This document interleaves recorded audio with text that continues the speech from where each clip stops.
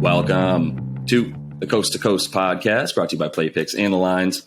Coming to you from the West Coast, Josh Lander, joined by my guy Nate Weitzer on the East Coast. And it's time for our player props video, favorite video of each and every day. Make sure you are liked and subscribed to that page. You can check out those other couple of videos we've got up for you today. And do check out Nate's great article up on playpicks.com with some best bets and player props in there as well for you.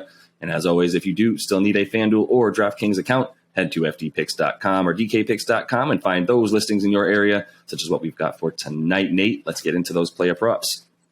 Yeah, I mean, as always a good starting point to look at the game with the highest total. The Kings and Rockets are creeping up around 240 right now after Houston hit 252 in their last game at San Antonio. I'm looking at Christian Wood, who along with Kevin Porter Jr. was suspended last Monday for getting into a spat with the coaching staff, apparently. But since then, he's responded positively, 20.2 points per game and 7.8 rebounds per game over 5 appearances. He's gone over 20 points in 4 out of 5, the exception being against Joel Embiid and the Sixers. And this is a Kings team that he is, gives up the most paint points per game over the last 2 seasons, which has helped Wood go for 21 and 10.5 rebounds in his last 4 meetings. That's a 129 offensive rating. Both these teams are terrible in terms of rebounding rate, which is interesting, but they play with pace. And the Kings are actually the worst defensive rebounding team in the league at home. They allow the 7th most rebounds overall. So I think Wood being the best rebounder for the Rockets, you could look at adding to his 18.5 points. You could go for 28.5 points of rebounds because of the sheer pace of this game.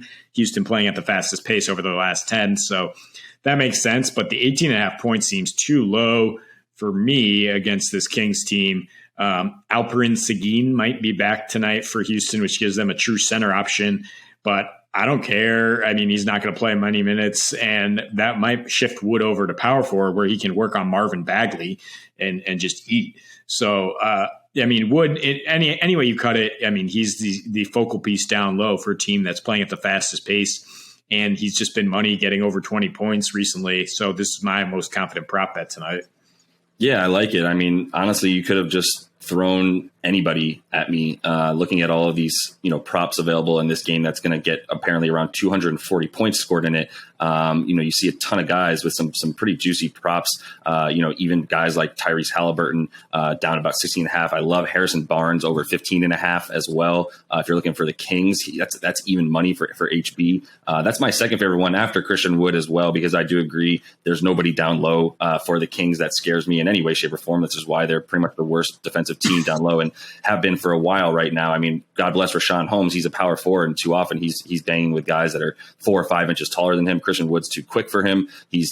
Everybody's too good on offense for Marvin Bagley, who's been better this year, but just not on defense. So, I feel really good about Seawood. The rebounds themselves are at 10.5 is plus 105. The points I feel way better about 18.5. But those points and rebounds as well at 28.5. What he's done lately and against the Rockets in his career as of late. Feel really good about all of that for Seawood. Moving on to a guy that I also feel pretty good about, Cade Cunningham on the Pistons there. Another game that we expect to be high scoring. We actually think that total is a little bit low for the Raptors and the Pistons, about 214 for a team in Toronto coming in that plays at an incredibly fast pace and has been putting up a ton of points, but has also been very bad on defense as of late, which is why I feel really good about Cade at home. Toronto in their last 2 games on the road been playing at the fastest pace with a defensive rating of about 121, giving up a ton of points. And in general, their defensive efficiency is awful at about 22nd on the road and 26th in terms of assists per game allowed. So that's where I would look for Cade. I think he's been getting some points lately, but those assists remain pretty consistent for him all season. In his last 6 at home, about 19 points a game, 7 assists on a 26.5% usage rate. And you see Detroit getting blown out slightly less at home as of late. I mean, they're 4-6 with the fifth fastest pace in their last 10 games. But like I said, they've been blown out twice, but that's actually come after a win where they had a couple surprising wins lately and kept pace with teams like the Bucks, and pulled out a victory. And then got blown out completely in the very next game. So this is not the same situation. I do think that they can score with the Raptors, especially at home with both these teams playing at pace. So you got to feel good about the Rook on a team that doesn't have very many options, and he's got the ball in his hands as much as he does. Cade for 22.5 points and assists over that tonight, like that one. Yeah, it's really just a question of will the Pistons, wind up within 10 points in the fourth quarter? Will Cade play in the fourth quarter of this one? Unfortunately, they don't do player performance doubles to say the Pistons to lose by fewer than 10 and Cade to score 20 points or whatever it is. But it's a pretty low prop considering that, he's averaging exactly 22 over his last 6 because, Detroit's been blown out a couple of those times. But when they're at home, his points and assists both rise to an average of about 23 versus on the road, only 19 on the season. He had a putrid game against Toronto in November, but that was almost his first game of the season coming off that ankle injury. And he will try to show out and show up against his high school teammate, Scotty Barnes. They were studs together at Montverde down in Florida. I think both those guys will come out playing if Barnes is able to go through that knee injury. So fun rookie matchup to watch there. Fun matchup in Philadelphia, the Celtics and 76ers. No love lost there, of course. I think the total, first of all, is too low and dropping in this game. It's down to 210. I think it's still influenced by that 88-87 stinker in Boston on December 1st, in which Jason Tatum had a career-high 16 rebounds. His all-around production has been good against Philly, 23 points, 11 rebounds, 4 assists in his last 4. And in his last 4 overall, 28 points, 7 rebounds, 4 assists, 37 minutes per game, 33% usage. Great numbers to throw at you when you're looking at 35.5 PRA. It's a guy who can score 30, quite easily, as we know. And for him to get 30 in a win is plus 630 at FanDuel. So not a bad bet there. I would also look at the Celtics money line with the over here.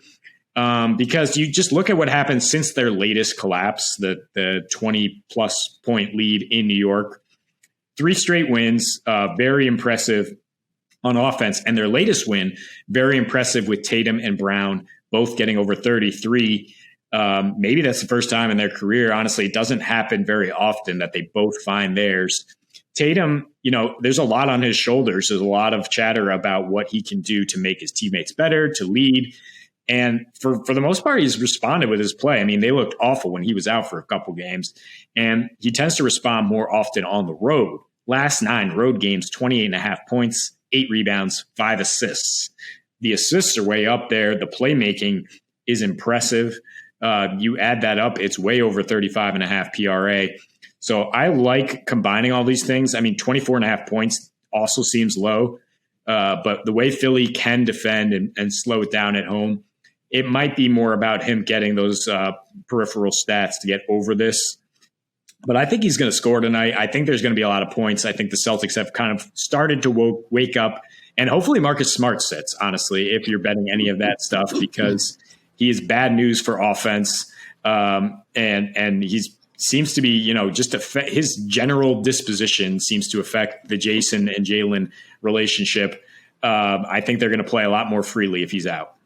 Wow, I think that's the first time I've heard the take that Marcus Smart actually makes the other 2 guys worse. It's usually, these 2, Jalen and Jason, can't play together. They need a true point guard, so maybe you trade Marcus Smart for a point guard. But I haven't heard that Marcus Smart is the reaon for the lack of chemistry yet. I'm not going to disagree with you either, but I do like the points, rebounds, and assists added there. It's 32.5 points and rebounds, but 35.5 points, rebounds, and assists. I do think he's easily getting over, not easily, but, you mentioned, especially on the road, 5 assists a game. I think he's more than capable of that. I think he's taken on the playmaking role a little bit more as of late to the points that you've been making, where you feel, like the 3 added assists doesn't really make you feel too scared. It might even help you out with the points and rebounds there. So 35.5 PRA for me for Tatum tonight is the play. The plus 630 in a win with him scoring 30 points. I'll let you that one. I feel like it's the plus 630 is mostly based on the Celtics' lack of ability to win games, but against the Sixers too, you get surprised. So I'm not gonna poo-poo you too much yet. Last 2 meetings in Philly have gone over. Just if you're betting that game altogether. Yeah, that's where I would look too, even though it seems like it could be a slugfest. It's also, as we talked about, Philly offensive rating, worst defensive rating. It's not the same Philadelphia team that you're used to when Ben Simmons is on the floor. So I'm going to finish us off with another rook here. I took Cade Cunningham in the last pick. I'm going to take Evan Mobley. Haven't targeted him in a while, but I think it's time as the Cavs are playing the Spurs, who are very bad in all of the areas on defense where Evan Mobley can shine on offense. So over 24.5 points and rebounds for him. That's at about minus 104, pretty much even money on FanDuel, which I do like. He's topped that prop in 5 of his last 6, with the only exception being Golden State when Clay came back, and that game's an anomaly, as they were never going to lose that game, and they didn't. Or the Warriors were never going to lose that game. But yeah, he's averaging about 25 in the last 5, topping those props every time. San Antonio allows the most rebounds per game in their last 3, especially. That's where they've been allowing the most. They're still in the bottom 5 on the season. They allow the 4th highest percentage of their points from 2-point, which is where Evan Mobley is going to be coming in either off of the wing or in the post there, as we know. The second most points in the paint at home, 50 of those at home, which is a ton, obviously. And, they've been struggling. San Antonio has been an up and down team for the last 2 seasons. And right now they're in big time one of their downs, losing 6 of their last 7, 26th in offensive rating and 20th in defensive rating, but maintaining a really fast pace, especially as we know, at home, they love to keep it going. They've got overs all over the place at home this season, hitting at like an 85% clip because of the fact that they play with such a high pace, including that 105 pace that they lost to against Houston recently, which was another huge high scoring game there. So I think Mobley, what he does on the road as well is interesting. His offensive rating jumps about 7 points per one, or six or 7 points per 100 possessions on the season so far. So, I think you can find some value with him playing in a situation where all the numbers indicate this is where he should eat, Yeah, and his numbers have jumped up a little bit without Rubio in 8 games now, 17.5 points per game. You could just look at the straight points against the Spurs team that just gave up 128 to Houston while playing at a blinding pace there. But the rebounds should be there as well if they're going to play with such pace. And if Rondo goes now, the new Cavs point guard, you're talking about an all-time set you up guy working with the young rookie. So I think that will only help Mobley find his offense. Love that take. Can't wait for Cleveland Rondo, man. It's going to be fun. But either way, that is all the time we have for you in this one. Keep trying to roll along in these player props, staying really clean above 500. Still got about up 5 units on the not on the season, but just since 2022 when we started keeping track of this stuff. But we'll continue to bring that stuff to you each and every day until we see you next. Happy betting.